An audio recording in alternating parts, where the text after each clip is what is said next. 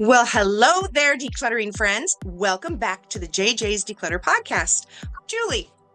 And I'm Janis, and wow, today's topic is going to feel very familiar to so many of you listening right now. Oh, absolutely. Today we're talking about catch-up cleaning for busy homemakers. And let me tell you, if you are feeling behind on your housework, you are definitely not alone. In fact, I'd say you're in the majority. We're going to share some real practical strategies that actually work for real busy lives, not those mythical lives where your kids put away their own toys and your laundry folds itself. Not that. You mean that's not normal? I've been waiting for that to kick in for years now. But seriously, Julie, I think one of the biggest struggles people face isn't that they don't know how to clean, although some people don't. But it's that they feel so overwhelmed by how far behind they've gotten that they don't even know where to start. Yes, life happens to us all. You get sick, or your kids get sick, or work gets crazy, or you're caring for aging parents, or you're just plain exhausted from adulting. And suddenly you look around and wonder when your home turned into a science experiment. It's like stuff just multiplies when you're not looking. And I'm convinced there's a secret breeding program happening in our homes. Oh, yes. Like, I swear, I only bought 2 coffee mugs last year, but now I have like 17 scattered around the house.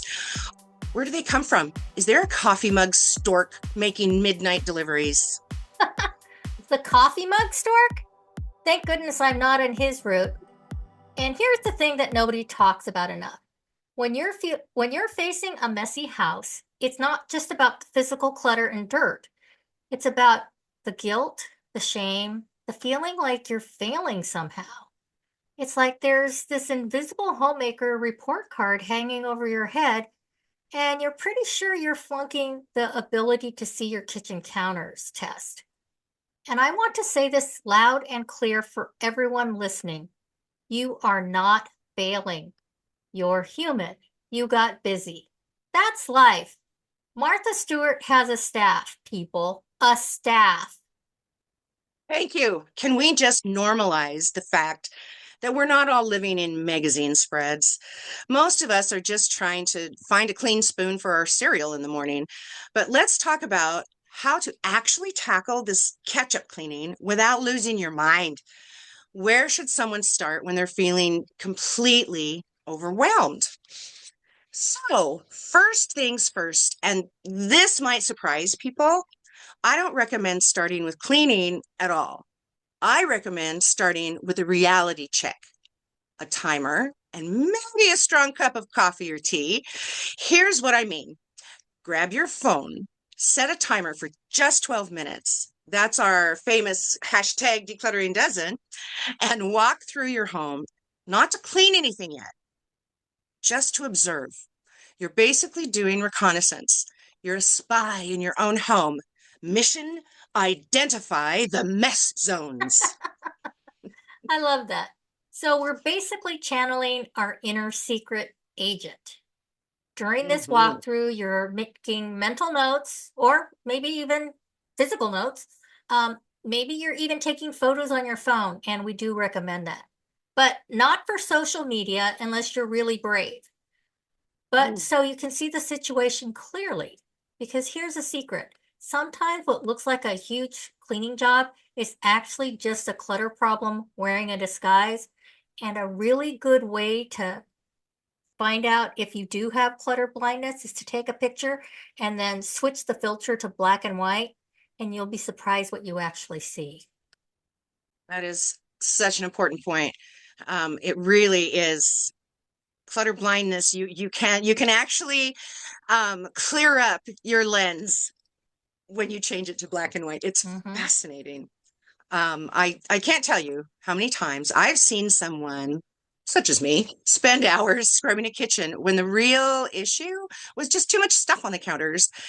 It's like trying to mop around a herd of elephants and wondering why the floor still looks messy. You're asking yourself, what's actually dirty? What just needs to be put away? What's doom? Didn't organize, only moved. Because let's be honest, we've all played that game when we just shift the pile from the dining table to the counter to the spare bedroom. It's like musical chairs, but with clutter. Yeah, musical chairs with clutter. That's what I call clutter shuffling or clutter Hmm. shuffling. And it Right. takes up so much time. Okay, so you've done your spy mission. You should use what I call the big three method.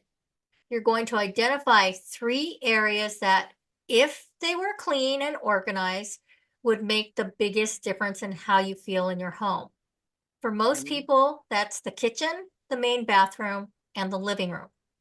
These are your VIP zones, your very important places. Not to be confused with the VIP zones at concerts, although cleaning your bathroom might require similar levels of courage and endurance. Especially if you have boys. Why is it so hard to aim? It's a big target, people. Oh well, but I love this approach because it's not about trying to deep clean your entire house in one weekend, which is just unrealistic. Um, that's the stuff of fantasy novels.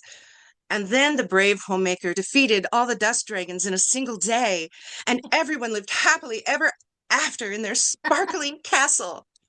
Yay! And you're so right. Marathon cleaning is a recipe for burnout and possibly a divorce. Nobody wants to spend their entire Saturday scrubbing grout with a toothbrush while their family enjoys life. Instead, you're going to work in small, doable doses.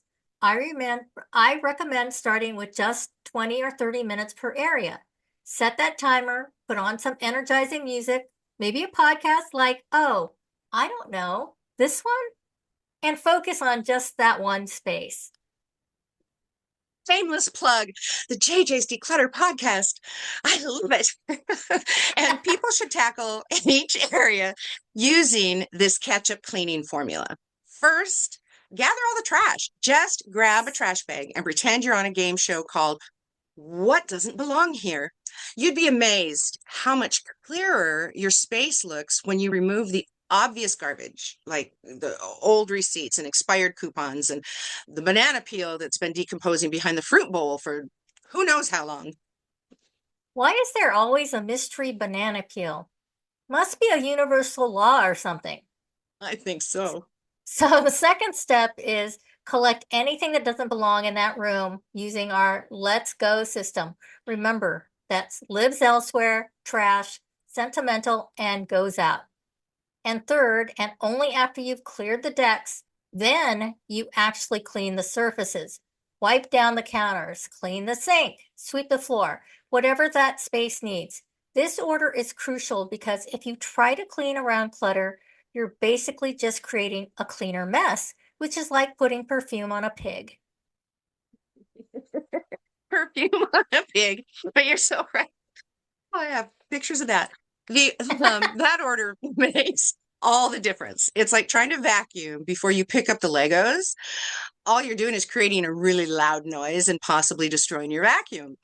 But speaking of, let's go. Let's talk about one of the biggest catch-up cleaning traps, trying to put everything away perfectly in the moment. Listen, if you're in catch-up mode, your goal is not to create the container store catalog. Your goal is to be able to see your space, your surfaces again without needing a flashlight and a map. So true. People get stuck trying to create the perfect organizational system while they're drowning in chaos. So when you're gathering all those items that live elsewhere, just put them in a box or a basket for now. Think of it as clutter purgatory. It's not heaven yet, but at least it's not making your kitchen counter look like a yard sale. You can do a delivery run later or even tomorrow if necessary.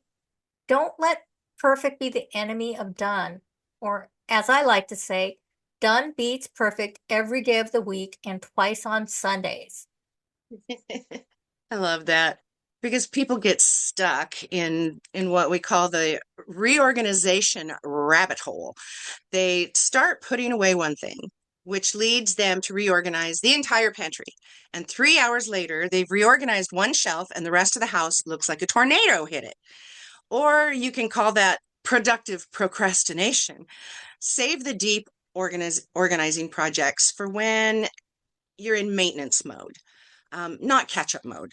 Right now, we're just trying to get things functional and clean enough that you don't need a hazmat suit to walk through your living room.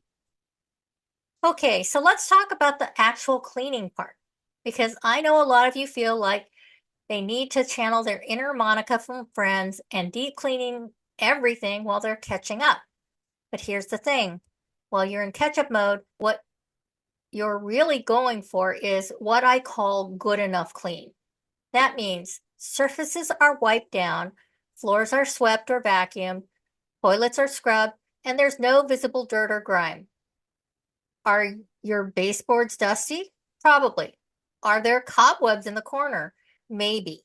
But unless you're having royalty visit or your mother-in-law, those can wait for another day. Exactly. Perfectionism is often what keeps people stuck in the overwhelm cycle. They think if they can't make it sparkle like a diamond commercial, why bother at all? And that's such a dangerous mindset because it keeps you paralyzed. I'd rather you spend 20 minutes making your kitchen functionally clean than spend 0 minutes because you don't 4 hours to make it Pinterest perfect. Progress over perfection every single time. In fact, let me share one of our favorite mottos: done is better than perfect, and started is better than paralyzed. Now we're talking. And when life keeps interrupting, which is the reality of most busy homemakers, you start cleaning and then someone needs lunch, or there's a phone call, or the dog throws up, or your kid suddenly remembers they need 3 dozen cupcakes for school tomorrow. This is exactly why the timer method is so crucial. Because when you know you're only committing to 2 decluttering dozens or 24 minutes, it's easier to protect that time. You can tell your family, Mom's doing her decluttering dozens right now. Unless someone's bleeding, the house is on fire, or there's a live bear in the backyard, I'll be available in 12 minutes. Setting those boundaries is so important. A live bear in the backyard. That's a very Could specific happen. exception. But yes, that is part of changing the culture in your home, isn't it? Teach your family that maintaining a home is everyone's job, not just mom's unpaid janitorial service. Teach your family that if you're always in catch up mode, it might be time to look at why things are getting so behind in the first Mhm. place. Because, newsflash, if you have other people living in your home who can reach a light switch, they can and should contribute to keeping it clean. Even young kids can pick up toys and put dishes in the sink. Will they do it perfectly? No. Will they whine about it? Probably. But neither of those things are reasons to keep doing everything yourself. Maybe we need to do a whole episode on that topic. But for today, let's talk about maintenance, because the goal of catch-up cleaning isn't just to get caught up once. It's to develop systems that prevent you from getting so far behind that you consider moving instead of cleaning. Yes. So here's my challenge for everyone listening. Once you've tackled your big three areas, spend just 5 minutes each evening on what we call a closing shift. It's a concept borrowed from retail. At the end of each day, you do a quick sweep of your main areas. So you load the dishwasher or wash the dishes, you wipe down the kitchen counters, you do a fast pickup of the living room. And by fast, I mean throw everything into a basket if you have to. Take out the trash if needed, and that's it. 5 to 10 minutes max. I cannot emphasize enough how true this is. There's something almost magical about waking up the next morning to a clean kitchen and living room. It's like a gift you give to yourself, and it prevents that overwhelm from building up again. Exactly. Because most of the time when people need to do catch-up cleaning, it's because they let the daily maintenance slide for too long. And then it snowballs. A few dishes in the sink becomes a mountain of dishes. A little clutter on the counter becomes a magnet for every piece of junk mail for the past month. And here's the beautiful thing about the closing shift. It's so short that you can do it even when you're exhausted. Put on your favorite song, just one song, and see how much you can do before it ends. Make it a game. Include your family. Race each other. Race yourself. Pretend you're on a home makeover show and the reveal is in 5 minutes. I love that. Turn it into something fun instead of drudgery. Although some days you get a pass. You're human, not a robot. Give yourself grace. Do what you can. Some days that might be just getting the dishes in the sink. Other days you might be able to do the full closing shift, and both are okay. That's such an important reminder. Okay, so before we wrap up, let's talk about the emotional side of this again. What do you say to someone who's feeling really discouraged about their home right now? Oh, I want to give everyone listening a big hug right now. If you're feeling discouraged, I want you to hear this, and I mean really hear it. Your worth is not determined by the cleanliness of your home. You are valuable and loved, regardless of whether your floors are mopped or your counters are clear. Having a messy house doesn't make you a bad person or a failure. It makes you human. So give yourself grace. Start small. Use your decluttering dozen. Focus on progress, not perfection, and celebrate every single small win along the way, even if that win is I found the bottom of my laundry basket and it's still in one piece. Finding the bottom of the laundry basket is totally celebration worthy. And I'd add this: be kind to yourself about the season of life you're in.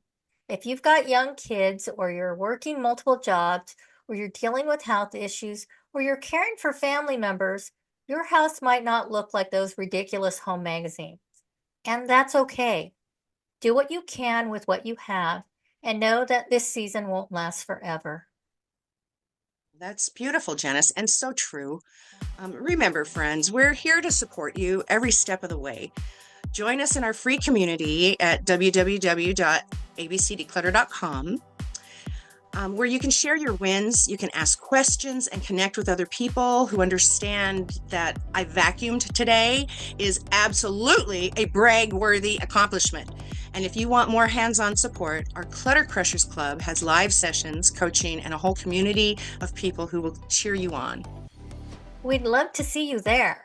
And it isn't too late to join us in our February Decluttering the Alphabet Challenge. Just jump right in with today's letter. Join us for some real-time decluttering motivation and accountability. Remember, small, doable doses.